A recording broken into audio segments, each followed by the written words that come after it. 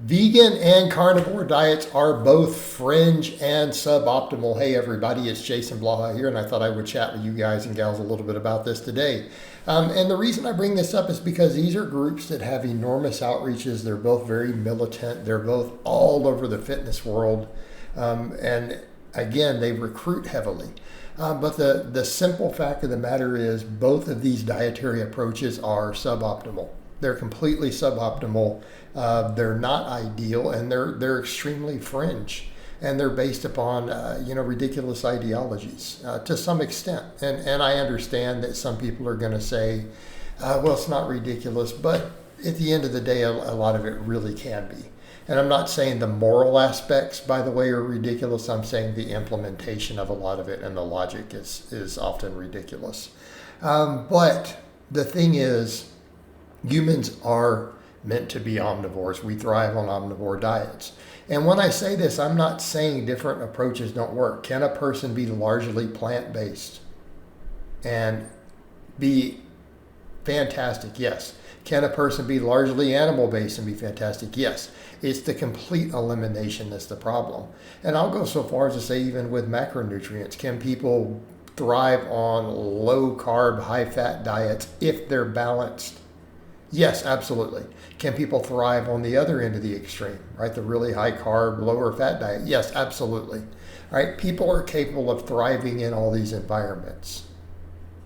Okay?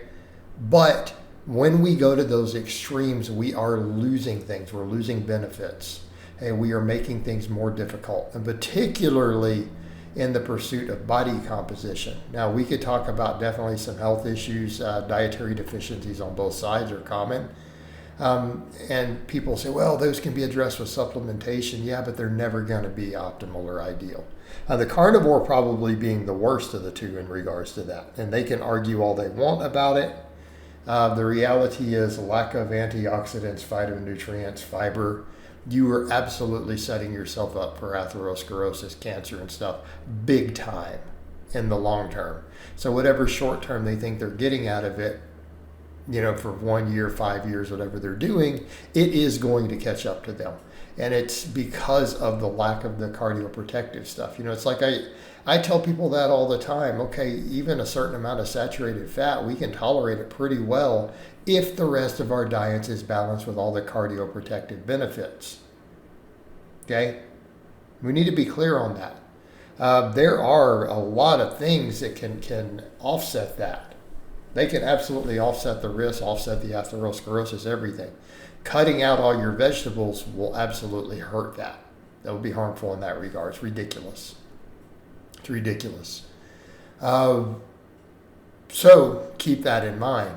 Same thing with the vegan end, getting sufficient protein. This is really one of the biggest issues. Obviously, things like ideal amounts of EPA, DHA, yeah, those can be factors. I'm not saying we can't convert a good amount of them from ALA. We can, and it's better than a lot of people on the other end will acknowledge. But this is an issue. The biggest ones, though, are going to be B12, protein sufficiency. Even the protein sufficiency is really relevant for those of us in pursuit of body composition. It's going to be really relevant with age. Okay, keeping in mind protein bioavailability and absorption becomes a larger problem with age. Not so much in your 30s. You start hitting 40 plus. Yes, this is documented to happen, and we know it happens the longer you age. Getting sufficient protein is more and more difficult. We don't always absorb it as efficiently. So we're already then following a diet with potential issues there. It's problematic. So they start having to rely more and more and more on supplementation. And again, if we're talking about pursuing body composition, muscle mass, and as we get older, having as much muscle as possible is absolutely positively correlated with health outcomes. Okay, and so this starts to become a problem too.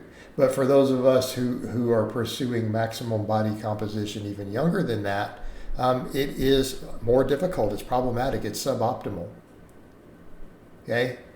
And the studies have found this to be true. In fact, I'll go so far as to say if we look at the studies we have, and stuff I found when I went largely plant-based, it's hard to get sufficient protein. If you're not supplementing, it's hard to keep your muscle. even if we're adding all the tofu and other stuff. Okay? It's problematic. And the research is showing this to be the case. Like this more recent study that I saw with a bunch of women, they put them onto well-balanced vegan diets who were all experienced lifters. They were all trained lifters, right? They all had several years of lifting experience. They all lost a little bit of muscle, all of them. And it was, again, due to both total protein intake went down and then protein bioavailability went down. Okay? So we're almost in a case of, if you really want to do this, you better be willing to slam, 180 grams of protein shakes every day if you're going to go a vegan route. Okay?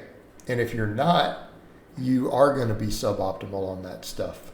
Okay? You're going to be suboptimal. And then we have the other issues of the ideology end. If we come to the biggest problem we also run into, people then determine good and bad based upon if foods fall in these categories. Then people start eating garbage because it's vegan or it's carnivore. All right? Those are perfect examples. Carnivore ones. Oh, bacon, butter. And then they'll start throwing in honey. Like if you're going to eat a carb, honey is probably the worst natural, if you want to call it natural. It's made by bees. It's made by an animal. It's not natural. It is refined. I mean, it's probably the worst carb I could think of that you're going to get in terms of health found in nature. It's not made by man for the same reasons that the man-made sugars are. Right? The bees are processing it and creating all the problems with fructose that we don't want, in spite of the other health benefits. So they eat this, and then they start eating all the butter and the bacon, and because it comes from an animal, it's good. Yeah, that's idiotic. That's bad, guys. Vegans pull the same thing. Well, because it comes from a plant, not an animal, it's good. And they'll eat, become junk food vegans. All right? This is a problem. Because at this point, people are no longer thinking in terms of quality nutrition. They're no longer thinking in terms of the benefits, what's in the food. They're now thinking of the source. Does it come from a plant or does it come from an animal? Because their ideology is doing this. And then they're eating junk food again.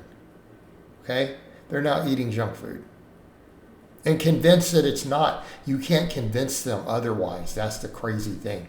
They're so set in their ideology, they refuse to accept that their stuff is junk food, no matter how much evidence you show them. Okay? Again, this is a problem with these because they're extreme ideologies. All right, guys, but that's really all I have to say on that today. I hope it's been informative, and I'll talk to you guys and gals next time.